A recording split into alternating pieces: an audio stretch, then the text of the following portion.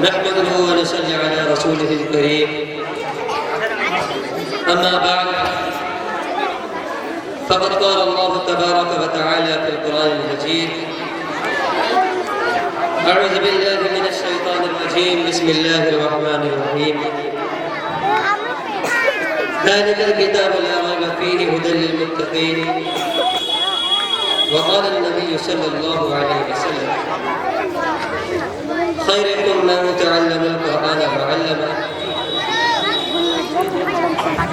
الہی رونق اسلام کے سامان پیدا کر، الہی رونق اسلام کے سامان پیدا کر، دلوں میں مومنوں کے الفت قرآن پیدا کر۔ محترم حضرات، اسٹیج پر رونق افروز بزرگان دین اور حاضرین جلسہ،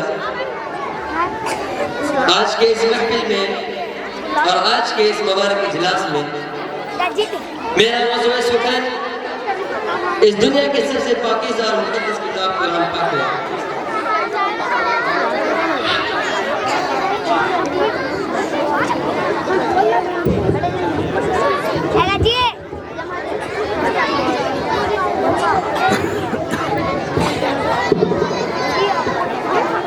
ہمیں چڑھتے سورج کی طرح یقین ہے کہ اس کا ایک ایک حرف سچا اور صادق ہے۔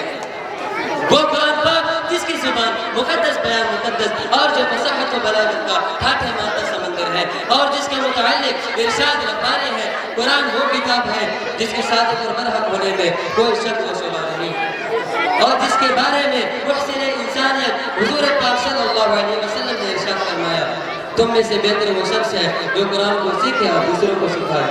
دعا کیجئے کہ خداوند قدوس ہم سبھی کو قرآن کی دولت سے معلومات فرمائے۔ آمین آمین۔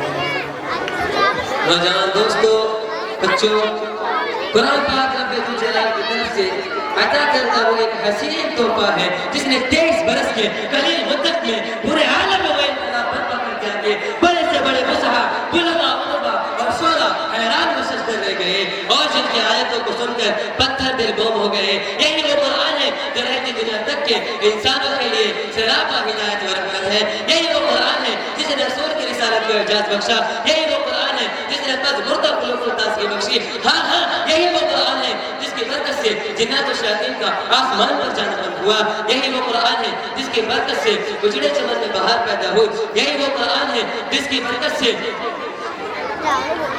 عزت و رحمت کے سامنے گر گئے۔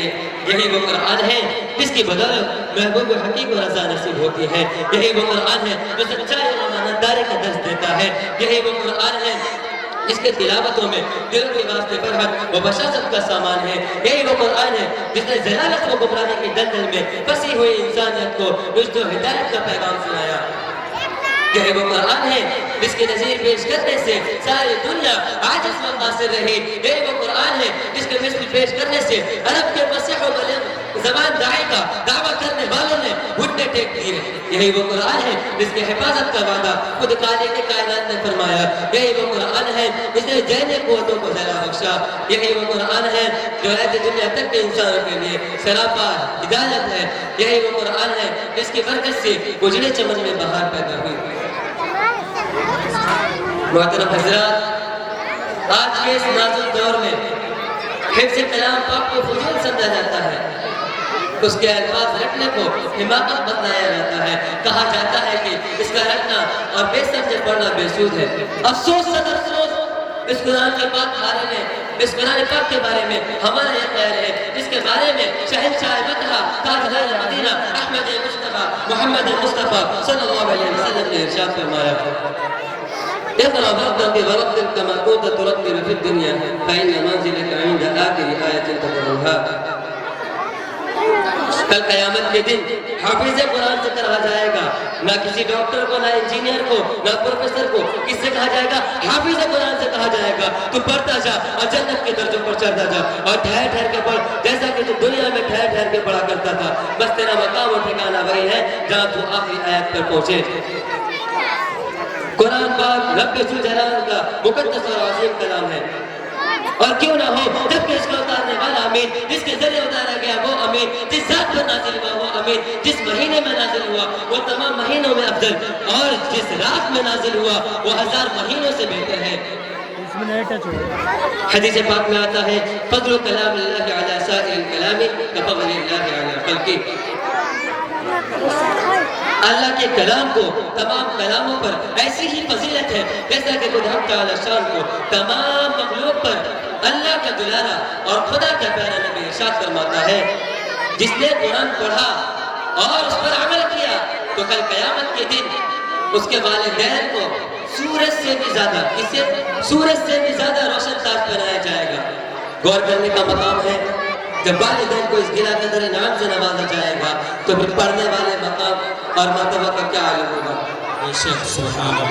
کل قیامت کا میدان ہوگا اور ایسے 10 آدمی جن کے لیے جہنم واجب ہو چکی ہوگی، 10 آدمی جن کے لیے جہنم واجب ہو چکی ہوگی، حافظ قرآن رب تعالیٰ کے بارگاہ میں سفارش کرے گا، پروردگار عالم اس کی سفارش کو قبول کرے گا اور ان کو اس حافظ قرآن کی بدولت نجات عطا ہوگی۔ مسلمانوں، قرآن کریم وہ عظیم برکت اور سعادت ہے جو روح خدا بندی ہے، معدن حیات اور سرچشم زندگی ہے، جو عرب قوم جو پشت ہا پشت مردہ چلی آ رہی تھی، جس کو دنیا ذلیل اور حقیر جانتی تھی، کوئی ان کو اونٹ کی میلیوں میں کھیلنے والا سمجھتا، کوئی ان کو جہل عرب کا کتاب دیتا، کوئی ان کو جاہل مکہ کہتا۔ یہ کب تک تھا؟ آخر کیوں تھا؟ یہ اس لیے تھا تب تک ان کے پاس قرآن نہ تھا، لیکن جب قرآن آیا تو جن کا نام جاہل عرب تھا ان کا نام صحابہ کرام ہو گیا، جن کو دنیا نفرت سے یاد کیا کرتی تھی ان کا نام ان کو رضی اللہ عنہ ورضوا عنہ کا اعزاز ملا۔ وہ مردہ قوم جو کروٹ نہ لے سکتی تھی، طاقت و قوت سے ایسے لیس ہو گئی جس نے کیسے رو کس طرح کے غرور کو خاک کو ملا کر دیا، بڑے بڑے سلطنتوں اور حکومتوں کا دھکا الٹ دیا۔ دعا کیجئے کہ خداوند قدوس آپ کو اور ہمیں کو قرآن سیکھنے اور سکھانے اور اس پر عمل کرنے کی توفیق فرمائے، آمین۔ وآخر دعوانا الحمدللہ رب العالمین۔